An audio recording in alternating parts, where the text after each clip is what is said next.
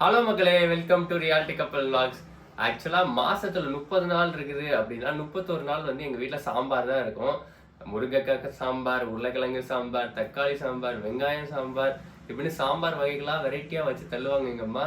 Even காய் இருந்தால் காய் போட்டு சாம்பார், காயே இல்லை அப்படின்னா வெறும் தக்காளி வச்சு சாம்பார், தக்காளியும் இல்லைன்னா வெறும் வெங்காயம் வச்சு சாம்பார், தக்காளி வெங்காயமும் இல்லை அப்படின்னா வெறும் பாசிப்பருப்பு வச்சு ஒரு சாம்பார். ஸோ இது மாதிரி சாம்பாருக்கு பேர் போன எங்கள் வீட்டில் இன்னைக்கு வந்து ஒரு வெங்காயம், ஒரு தக்காளி, ஒரு உருளைக்கிழங்கு இதை வச்சு எப்படி சாம்பார் பண்ணலாம் அப்படின்னு தான் எங்க அம்மா சொல்லி கொடுக்க போறாங்க. வாங்க வீடியோக்குள்ள போலாம். உங்க எல்லாருக்குமே தெரியும், நம்ம வீட்டுல வந்து ஒரு ஃபங்க்ஷன் வந்துட்டு இருக்குது. ஸோ அந்த ஃபங்க்ஷனுக்காக கெஸ்ட்லாம் வந்துட்டு இருக்காங்க. ஸோ அவங்களுக்குலாம் வந்து இன்னைக்கு சாம்பார் பண்ண போறோம். அப்படியே ரவா கிச்சடியும் கொஞ்சம் கிண்ட போறாங்க. இட்லியை வச்சு வச்சுட்டாங்க ஆல்ரெடி. அதுக்கு ஒரு சாம்பார் வைக்கணும். அதுதான் வந்து நம்ம இந்த பாசிப்பருப்பு சாம்பார். ஒரு வெங்காயம், ஒரு தக்காளி, ஒரு உருளைக்கிழங்கு போட்டு பண்ண போறாங்க. இது வந்து எங்க ஊர் சைடுலாம் பண்ணுவாங்க, நல்லா இருக்கும், டேஸ்டா இருக்கும். அதே சமயம் வந்து ரொம்ப சிக்கனமா பண்ணிடலாம் அப்படின்னு ஒரு ஐடியா எங்க அம்மாக்கு. ஸோ அதை வந்து கத்துக்க போறேன், எப்படி பண்றாங்க அப்படின்னு கத்துக்க போறேன். அது மட்டும் கிடையாது, கொஞ்சம் ரவா கிச்சடி கிண்ட போறோம். ஸோ அதுவும் எப்படி பண்ண போறோம் அப்படின்னு இந்த வீடியோல பார்க்க போறோம். சாம்பார் வைக்கிறது வந்து பெரிய விஷயம் கிடையாது. சாம்பார் வைக்கும் போது இந்த பருப்பெல்லாம் வேக வச்சோம் அப்படின்னா அது பொங்கி லைட்டா அடுப்பு வழியா கொட்டும். அது துடைக்கிறது தான் வந்து பெரிய கஷ்டம் அப்படின்னு ரொம்ப ஃபீல் பண்ணுவாங்க. ஸோ இதுக்காகவே ஒரு ரைஸ் குக்கர் வாங்கினேன். நான் இதுக்காக வாங்கல, ரைஸ் குக்கர் வாங்கினேன். பட் ரைஸ் குக்கர்லாம் சாம்பாரும் வைக்கலாம் அப்படின்னு எங்கள் அம்மாவுக்கு டீச் பண்ண போகிறேன். ஸோ அதை பற்றியும் இந்த வீடியோவில் பார்த்துடலாம். ஸோ இதுதான் அகேரோ பிராண்டோட ரைஸ் குக்கர். ஸோ இதில் ரைஸ் மட்டும் வைக்கிறது இல்லாமல் நம்ம தேவையான சாட்டே பண்ணுறதா இருக்கட்டும், சாம்பார் வைக்கிறதா இருக்கட்டும், கிச்சடி பண்ணுறதா இருக்கட்டும், எது வேணாலும் இதில் நம்ம பண்ணலாம். ஃபர்ஸ்ட் வந்து இந்த அகேரோ குக்கரோட அவுட்டர் அப்பியரன்ஸ் பற்றி பேசிடலாம். ஸோ இது வந்து ஒரு மெட்டல் பாடியில் கொடுத்துருக்குறாங்க. உள்ளே வைக்கிறதுக்கு ஒரு கண்டெய்னர் கொடுத்துருக்குறாங்க. இந்த கண்டெய்னர் வந்து ஃபுல்லாக செராமிக் கோட்டட். ஸோ அதனால் ஃபுட்டை இதில் குக் பண்ணுறது ரொம்ப சேஃப் அப்படின்னு சொல்லலாம். இது கூடவே ஸ்டீம் பண்ணுறப்போ யூஸ் பண்ணுறதுக்காக இந்த கண்டெய்னர் கொடுத்துருக்குறாங்க. இது மட்டும் இல்லாமல் இது கூடவே வந்து 2 ஸ்பூனும் யூஸ் பண்ணிக்கலாம், 2 கரண்டியும் கொடுத்துருக்குறாங்க சாட்டே பண்ணுறதுக்கெலாம் யூஸ் பண்ணுறதுக்கு. அண்ட் இது கூட ஒரு பவர் கார்டும் சேர்ந்து வந்துடுது. இந்த ரைஸ் குக்கருக்கு ஒரு பட்டன் இருக்குது. ஸோ இதை ப்ரெஸ் பண்ணி நம்ம ஓப்பன் பண்ணிக்கலாம். ரொம்ப ப்ரீமியம் லுக்கில் இருக்குது ஆக்சுவலாக. அண்ட் இங்கே வந்து விசில் இருக்குது.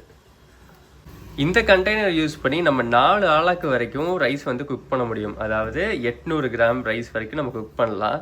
அண்ட் இன்கேஸ் பிரியாணி போடுறோம், இல்லை வெஜ் ரைஸ் போடுறோம், இது மாதிரி எதாவது பண்ணுறோம் அப்படின்னா நம்ம வந்து ஒரு 3 ஆளாக்கு வரைக்கும் நம்ம யூஸ் பண்ணிக்கலாம். ரிமைனிங் வந்து வெஜிடபிள்ஸ் இதெல்லாம் வந்துடும். ஸோ உள்ளே வந்து கம்ப்ளீட் செராமிக் கோட்டிங். ஸோ பார்த்தாலே வந்து ஒரு சூப்பர் லுக்கிங்கில் இருக்குது. அண்ட் ஃபுட்டு வந்து இதில் குக் பண்ணுறதுக்கு ரொம்ப சேஃப், செராமிக் கோட்டட் அப்படிங்கிறதுனால. ஸோ இதில் ப்ராப்பராக மெஷர் பண்ணுறதுக்காக ஒரு மெஷரிங் ஜாருமே வந்து அடிஷ்னலாக கொடுத்துருக்குறாங்க. இதில் இன்பில்ட்டாக மல்டிபிள் ஃபங்க்ஷனாலிட்டிஸ் கொடுத்துருக்குறாங்க. ஒன்று வந்து ஒயிட் ரைஸ் வைக்கிறதுக்கு நம்ம இது வந்து யூஸ் பண்ணிக்கலாம். அண்டு நம்ம வந்து டைமர் இன்க்ரீஸ் பண்ணுறதுக்கு, டைமர் ரெடியூஸ் பண்ணுறதுக்கு இது யூஸ் பண்ணிக்கலாம். சாட்டே பண்ணும்போது இது யூஸ் பண்ணிக்கலாம். ஒயிட் ரைஸ் மட்டும் இல்லாமல் மிக்ஸ்டு கிரைனாக இருக்கட்டும், ப்ரௌன் ரைஸாக இருக்கட்டும், அதுக்குமே வந்து இந்த குக்கர் நம்ம யூஸ் பண்ணிக்கலாம். ப்ரௌன் ரைஸ்லாம் வேகிறதுக்கு ரொம்ப நேரம் ஆகும், அதனால் அதுக்கான ஃபங்க்ஷனாலிட்டிஸும் கொடுத்துருக்குறாங்க. அண்ட் ஸ்டீமருக்காக இது கொடுத்துருக்குறாங்க. டிலே ஸ்டார்ட், அதாவது ஊற வச்சதுக்கப்புறம் ஸ்டார்ட் பண்ணும். அது கீப் வார்ம். இப்போது மழை காலத்துலலாம் வந்து ரைஸ் வச்சிட்டோம் அப்படின்னா அது கொஞ்சம் சூடாகவே இருக்கணும் அப்படின்னா அந்த கீப் வார்ம் ஃபங்க்ஷனை யூஸ் பண்ணிக்கலாம். ஸோ இதுதான் இந்த அகேரோ எலக்ட்ரிக் ரைஸ் குக்கரோட ஸ்பெசிஃபிகேஷன். ஸோ 860 வாட்ஸில் ரன் ஆகுது. சரி, ஸோ இப்போ நம்மளுக்கு என்னெல்லாம் தேவை? இந்த பாசிப்பருப்பு சாம்பாருக்கு பாசிப்பருப்பு, ஓகே, ஒரு வெங்காயம், ஓகே, ஒரு உருளைக்கிழங்கு, ஓகே, ஒரு தக்காளி, உங்களுக்கு காரத்துக்கு ஏற்ற மாதிரி பச்சை மிளகா போட்டு. Okay, right. இது மட்டும் இருந்தால் இந்த சாம்பார் ரெடியா? ரெடி. ஓகே, வாங்க பண்ணலாம். நல்லா பாசிப்பருப்பு போடுங்க. அதுலேயே எல்லாமே போட்டுடலாம், வேற ஒன்றும் இல்லை. அப்படியே போட்டு கிண்டி விட வேண்டியதானே? ஆமாம், பாசிப்பருப்பு போட்டு தக்காளி, வெங்காயம், பச்சை மிளகாய் எல்லாத்தையும் மொத்தமாக ஒன்றா போட்டுருங்க. Okay, right. போட்டு கொஞ்சம் மஞ்சத்தூள் போடுங்க. ஓகே, அப்பதான் அந்த சாம்பார் நிறம் கிடைக்கும். ஓகே, அப்பதான் சாம்பார் ஊத்துவாங்க. சாம்பார் இட்லி சாம்பார் மாதிரி இருக்கும் அப்பதான். ஓகே, மஞ்சத்தூள் ஓகே, அதுல வேணுங்கிற அளவு தண்ணி ஊத்த வேண்டியதான், வேற ஒண்ணும் இல்ல. உப்பு வேணாமா? உப்பு போட்டா பருப்பு வேகாது. ஓ, அதனால இப்ப போடக்கூடாதா? வேக வச்சு இறக்கிக்கிட்டு அப்புறம் தாளிக்க போகும்போது உப்பு போட்டுக்கலாம். ஓகே, இப்போ தண்ணி ஊத்திக்கலாம் வேணுங்கிற தண்ணி. அதுல கை கழுவிக்கலாமா? இது மாதிரி கை கழுவுன சாம்பார் நீங்க வைக்கணும்னா கை அதுலயே கழுவிக்குங்க. பருப்பு இருந்துச்சியா? ஓகே. தண்ணி எவ்வளவு ஊற்றணும்? தண்ணி எவ்வளோனா உங்களுக்கு தேவையான அளவு எவ்வளோ வேணுமோ அவ்வளோ தண்ணி ஊற்றிக்கிங்க, அவ்வளோதான். இந்த சாம்பாருக்கு வந்து தண்ணி அவ்வளவு கணக்கு. இந்த ரைஸ் குக்கரில் நம்ம 800 கிராம் வரைக்கும் வேக வைக்க முடியும். ஸோ அதனால தேவையான அளவு நம்ம டவுனில் தான் ஊற்றிருக்கோம், அதனால இது போதும். ஓகே, ஓகே, ஓப்பன் பண்ணியாச்சு, ஏற்றிக்கு உள்ள வச்சாச்சு. ஓகே, க்ளோஸ் பண்ணிட்டு ஸ்டீம் பண்ண போகிறோமா? ஆமாம். ஸோ ஒயிட் ரைஸ் மோட்லேயே வச்சு நம்ம இந்த சாம்பாரை வச்சிடலாம். அங்கிட்டு சாம்பார் வச்சதுனால சாம்பார் கிண்டணும் பண்ணணும்னு அது வேலையே இல்லை. அதுவா டைமிங்கில் வந்துடும். அதனால இங்கிட்ட ஒரு வேலையை பார்த்தோம்னா அங்கிட்ட அது ஆயிரும். எல்லா வேலையும் ஒட்டு மொத்தம் ஒரே நேரத்தில் முடியும். ஸோ பருப்பு ரெடி ஆயிடுச்சாமா? பருப்பு ரெடி ஆயிடுச்சு. நீ இதை இறக்கி. இது நீ என்ன ஃபீல் பண்ற? ஸ்டவ்ல வைக்கிறத விட ஃபாஸ்டா இருந்துச்சா? இது கொஞ்சம் வேகமா இருக்கு. வேலையும் சீக்கிரமா இருக்கு. நம்ம அதை கிண்டிக்கிட்டே இருக்கணும். இதுல கிண்ட வேண்டாம். Okay right. ஸ்லோமா இதுவா முடியுது. ஓகே சுமூகமா முடியுது. அதானே பாம்புள்ளே வச்சுக்கிட்டு இந்த பக்கம் ஒரு சட்டியை வச்சு அதுல தாளிப்பு கொடுத்து தாளிச்சு இதுல ஊத்தி உப்பு போட்டு ஒரு கொதி விட்டோம்னா சாம்பார் ரெடி. சாப்பிடலாம். தாளிச்சு ஊத்துறியா? ஆமா, தாளிப்பு கொடுத்து தாளிப்பு ஊத்தியாச்சு. தாளிப்பு கொடுத்தாச்சு. இதுல வேணுங்காலம் உப்பு போட்டு ஒரு கரண்டி வச்சு இப்படி கிண்டிங்கன்னா மறுபடியும் ஒரு கொதி விட்டோம்னா சாம்பார் ரெடி. ஓப்பன்ல வச்சு குக் பண்ணிட்டு போயிட்டே இருக்கலாம். அவ்வளவுதான் ரெடி. கேஸ் தீர்ந்து போச்சுனாலும் பிரச்சனை இல்லைல்ல? பிரச்சனை இல்லை. இதில் வச்சுக்கலாம். இதில் கிண்டணுங்கிற அவசியம் கிடையாது. இப்போ நான் சும்மா உங்களுக்கு கிண்டி உப்பு போட்டதுனால கலந்து உப்பு போட்டதுனால உங்களுக்கு கிண்டி காமிச்சேன்னா சாம்பார் எப்படி இருக்கணும். இந்த சாம்பார் கொஞ்சம் தண்ணியாக இருந்தால் தான் இது நல்லா இருக்கும். இதுதான் இட்லி சாம்பார். ஆமாம். So idli sambar ready. Taste பண்ணுங்க.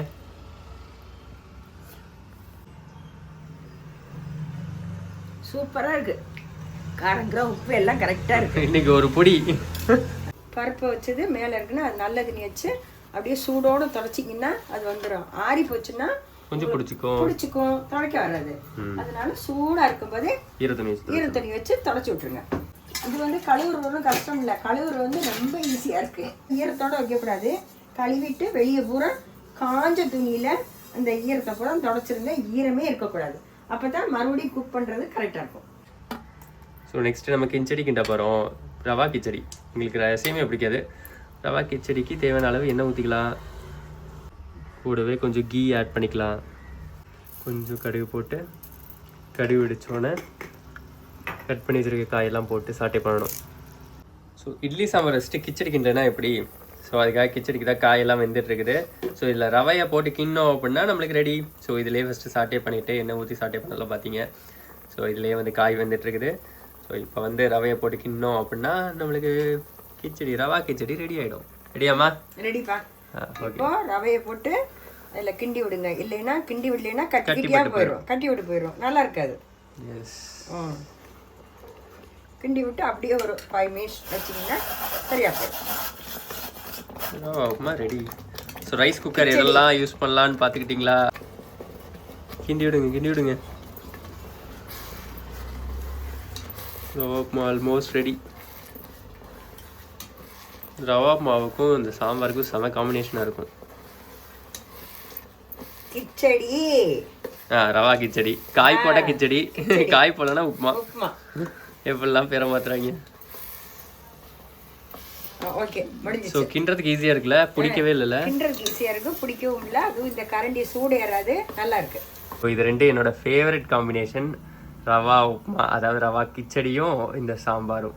ஸோ இது ரெண்டுமே நம்ம ஆகார ரைஸ் குக்கர்லேயே பண்ணி காட்டிட்டோம். ஸோ அம்மாவுக்கும் எப்படி பண்ணுறது அப்படின்னு சொல்லி கொடுத்தாச்சு. ஸோ நீங்களும் உங்களோட குக்கிங்கை இது மாதிரி ஈஸியாக சிம்பிளிஃபை பண்ணணும் அப்படின்னா கேரோ ப்ராடக்ட் மேபி ட்ரை பண்ணி பாருங்கள். நல்லா தான் இருக்குது. நாங்களும் யூஸ் பண்ணிட்டு இருக்கிறோம். ஸோ அந்த ஒரு எக்ஸ்பீரியன்ஸில் சொல்கிறேன். ஸோ ஐ திங்க் இந்த ஒரு தக்காளி, ஒரு வெங்காயம், ஒரு உருளைக்கிழங்கு இதில் எப்படி சாம்பார் பண்ணுறது அப்படின்னு நீங்களும் கற்றுக்கிட்டு இருப்பீங்க அப்படின்னு நம்புகிறோம். ஸோ நெக்ஸ்ட் vlogல மீட் பண்ணலாம். பாய்.